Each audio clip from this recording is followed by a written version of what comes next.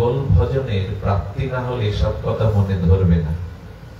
তবে এ কথাই আমাদের মহাপ্রভু দিতে এসেছিলেন।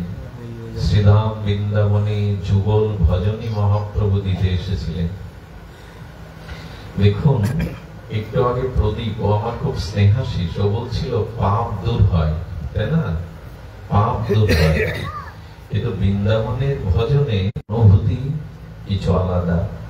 এই জন্য ভগবানকে আমি বলতে পারি না তুমি আমার পাপ নাও, তুমি আমাকে তোমার পূর্ণ দাও। বরঞ্চ গৌরগণ বলেছেন, গৌর ভক্তগণ, গৌর দাসানুদাস বলেছেন, পৃথিবীর সমস্ত পাপকে আমায় দিয়ে জীবকে তুমি প্রেম দাও। দূর করতে চাননি, তারা নিতে চেয়েছেন অন্যের পাপ, নিয়ে অন্যকে তারা প্রেম ভক্তি দিতে বলেছেন। ভগবানকে ভালোবাসলে পাপ তাড়ানোর চেষ্টা করতে হয় না। সূর্য উদয় হলে অন্ধকারের জন্য লাঠি ঠেঙা নিয়ে বন্দুক নিতে নেই, এমনি দূর হবে। ভগবানকে ভালোবাসলেই নিষিদ্ধ ক্রিয়া, কঠিনাটি পাপ, জোর করে আপনি পাপ নিষ্কৃতি করতে পারবেন না। নিজের শক্তি বলে ধ্যান ধারণার দ্বারা আপনি পাপ মুক্ত হতে পারবেন না। একমাত্র ভগবানকে ভালোবাসলেই আপনার চিত্তে সেই ভগবত প্রেমের আবেশে সেই সূর্য উদয়ে যেমন স্বাভাবিকভাবে অন্ধকার দূর হয়, তেমনি করেই দূর হবে। শুধুজন গোপীরা নিজেদের চরণ ধুলি গোবিন্দের মাথায় দিয়েও তারা চিন্তা করেছে নরকে যেতে হয় আমরাই যাই, আমাদের পারবেন। আপনি যুগল মাধুর্য দর্শন করে মুরলীর ধ্বনি শুনতে পাবেন। আপনিও নিত্য রাধারানীর সখী মঞ্জরীর সহচরী হয়ে যুগল সেবা করতে পারবেন। সেই জায়গাটাই গোপীরা আমাদের, ভাগবত আমাদের নিয়ে যেতে চাইছে। যদিও আমরা সকলে এটা নিতে পারবো না, নিতে পারবো না বলে এটা রেখে দেওয়ার জিনিস নাই, এটাই আস্বাদনের বস্তু। গীতা যেখানে সমাপ্ত হয়, গীতা যেখানে শেষ হয়, ভাগবত সেখানে শুরু হয়। বিধি মার্গ যেখানে এসে থেমে যায়, রাগ মার্গ সেখানে শুরু হয়। বিধি মার্গটা একটা জায়গায় গিয়ে থেমে যায়, সেখান থেকে রাগ মার্গ তৈরি হয়। বিধি এবং রাগ মার্গটা কেমন? ভগবানকে সর্ব ঐশ্বর্যপূর্ণ, সর্বশক্তিমান প্রভু জ্ঞানে যারা ভগবানকে ভয়ে, উদ্ধারে, পাপ নাশ করবার জন্য ভালোবাসে, ভজন করে, এরা বিধি মার্গের।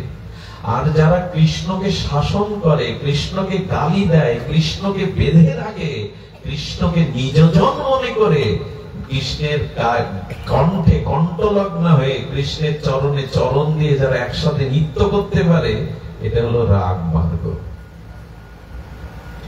ওখানে ভগবান ভগবান না, ওখানে ভগবান আমার প্রিয়তম, ওখানে ভগবান আমার প্রিয় সখা, ওখানে ভগবান আমার প্রিয় পুত্র, ওখানে ভগবান বলে কোনো শব্দ নাই। এই ভজনটাই মহাপ্রভু দিতে এসেছিলেন।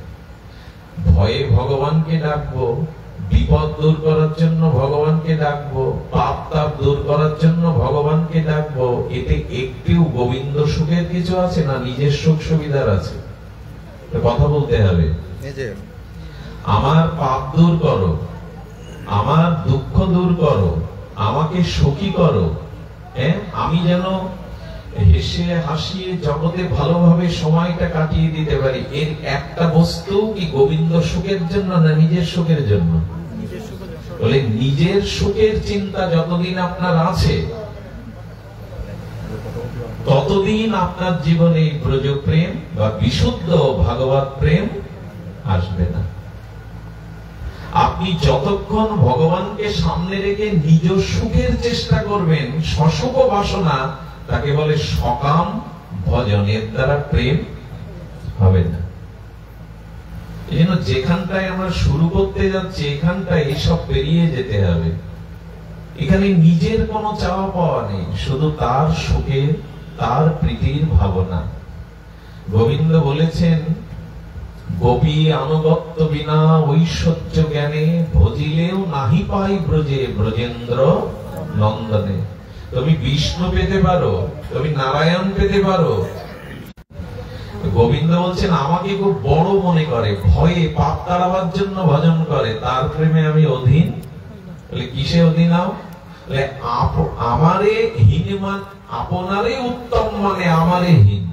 আরে বাবা, ভগবান মনে করলে তাকে শাসন করা যাবে, দড়িতে বেঁধে রাখা যাবে, এটো ফল খাওয়ানো যাবে, তার কাঁধে ওঠা যাবে? বৃন্দাবনে তো এইগুলোই সখারা করছেন, গোপীরা করছেন। সখারা এটো খাওয়াচ্ছেন, পারবেন ভগবানকে এটো খাওয়াতে? আপনার গালে তর্বিত তাম্বুল, অর্থাৎ গোপীরা তাম্বুল বা রাধারানী পান সেবন করে তার উচ্ছিষ্টটা গোবিন্দের অধরে তুলে দেয়, এটা ভাবতেও পারবেন, কল্পনা করতে পারবেন? এই ভজনটা ওই জায়গায়। সারা জীবন বিধি মার্গে থাকলে এখানে পৌঁছানো, যতদিন গোপীর আনুগত্য না নেবেন, যতদিন গোপীদের আনুগত্যে ভজন না করবেন, আর সেই ভজনের কথা তো আমরা কীর্তনীয়রা সারা জীবন গাই, এই নিবেদন ধরো সখীর অনুগত করো, ওই সখীর অনুগত, এই মনের অভিলাষ বিলাস কুঞ্জে দিয়ে। আচ্ছা, বাসর রাত্রে বর বধূ প্রিয়া প্রীতম ছাড়া ওখানে আর কারো প্রবেশ অধিকার থাকে? তো আমাদের এই ভজনটা হলো রাধা মাধব নিত্য বিলাস কুঞ্জে, যেখানে বিলাস করতে হয়ে আমি ওর মধ্যে থাকতে চাই। বাবা, ঘুম আসছে রাত 10টায়, তুমি এসব কেন শুরু করছো? এইসব জেনে রাখা ভালো। এই কথা বলতে বলতে যেও না,